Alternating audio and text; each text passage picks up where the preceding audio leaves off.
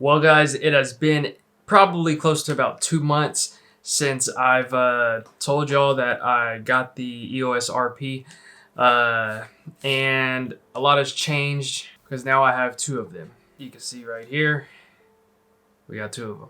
So, first things first, my fiance, she's been taking up photography as well, and it's just a great hobby for both of us to enjoy and to potentially turn into a business and whatnot like that. Did have the Canon SL2, sold the Canon SL2 or 200D. I still have my Canon 80D, which is going to be the camera that I use to primarily record. However, I now have, like I said, two of the Canon EOS RPs, which is one back there, one right here, of course. And here's why I bought it, guys. So there's just so much packed into a small body. It's a mirrorless body, has an electronic viewfinder. It still has your flippy screen, which if you're into that, I personally, on this camera especially, I don't find myself using it too much. Mainly because it's more along the lines of a photography camera, not a videography camera. But moving on, the ergonomics are extremely great. It feels great in the hand. It is a full frame camera, which is the biggest upside to it. It takes all of my EFS or EF glass, which is everything because I'm not quite investing into RF yet. But it does take the E or LPE17 batteries. That's a downside because these batteries do tend to go dead fairly quickly, especially if you're doing heavy shooting. But it has your mic jack, it has your headphone jack, it has your HDMI output, your USB. I want to say it's Type C. It is Type C. And it has your memory card slot, of course. Like I said in another video, I wish they would have put the memory card slot on the side. But beggars can't be choosers. All of that packed into a camera that is less than $1,200. I think I bought the body for $999, and then the adapter for your EFS or EF glass was $100, and then the grip was $70. And if you were smart on how you bought it, you didn't buy it as a bundle that they were selling with or from Canon. You bought the body and the adapter, and I think you bought those two together for $999. And then you could actually go to Canon's Amazon page or whatever it is, and you can buy the grip separately for $70, and so you could get out of there paying $1,070. I think it was pretty close, $1,070, versus the $1,200 that you're paying if you choose to get it all on a bundle. So that's what I did with this one. I paid the bigger amount for that one because I did not look around. I just saw, man, this is a good price, and so I jumped on that. But yeah, so that was the first one that I had. That has a blue grip. This one has a black grip. We're going to get into some of the reasons why I bought two of them. So guys, reason number one for me purchasing two of them. Now, this isn't just the features that are on the camera. This is why I actually bought two. So, number one, the electronic viewfinder versus the DSLR. I really enjoyed the electronic viewfinder because I can see exactly what I'm shooting. I can see the bokeh or bokeh in the background as I'm looking through. I can see where my subject's placed, and it just looks a whole lot more real than what it does through the viewfinder of a DSLR. So that was reason number one. Reason number two, the functions that it has. Real quick, you have your wheel up here on the top.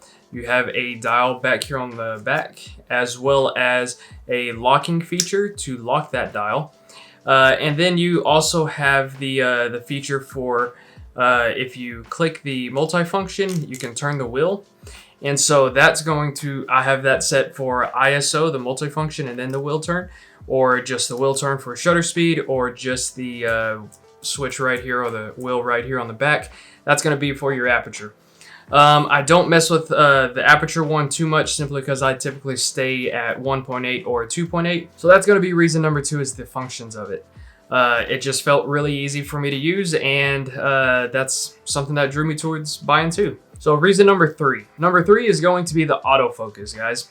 So coming from a DSLR, especially the SL2 or the 80D, the SL2 has 9 autofocus points. The 80D, I want to say, has somewhere around like 50 or 30 or something like that.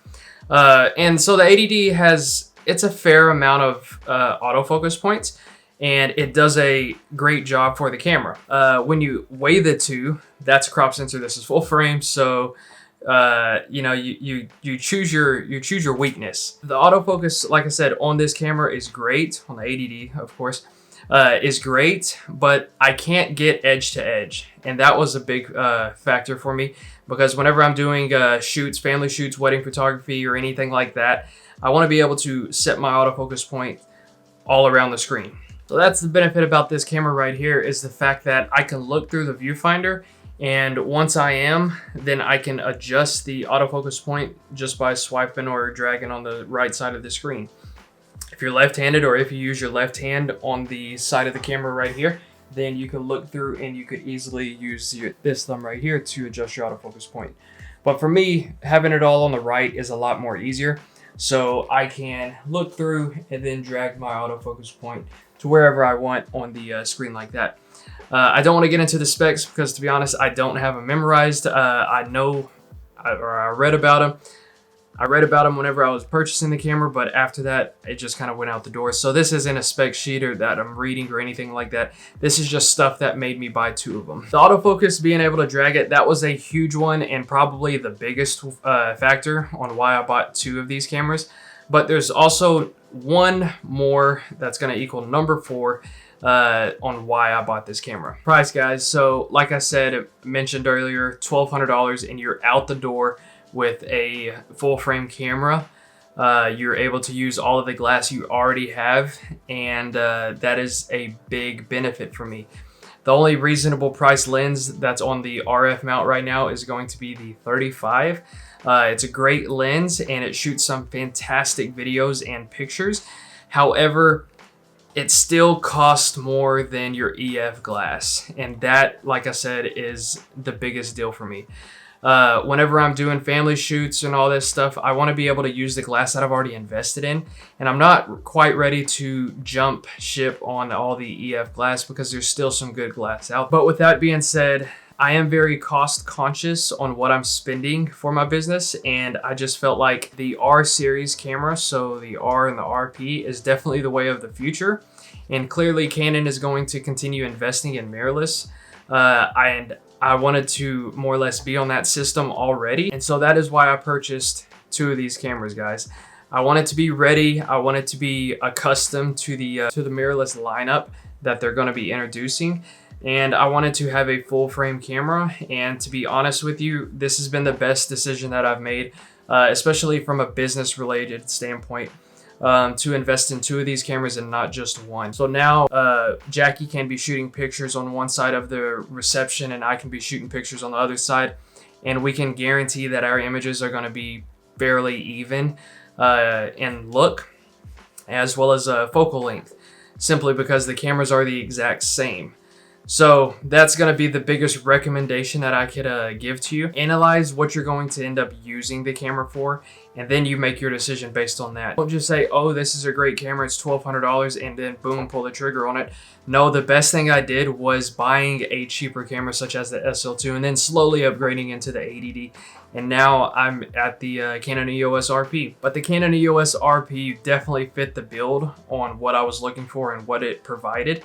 And so that is why I ultimately chose two of these bodies and not just one. So that's going to be my thoughts. I don't want to say a review, but that is more or less a review on why I chose two of these cameras. If you have any questions, guys, please feel free to leave it in the comment section down below. If you're new to the channel, please consider subscribing. I post videos just like this once a week.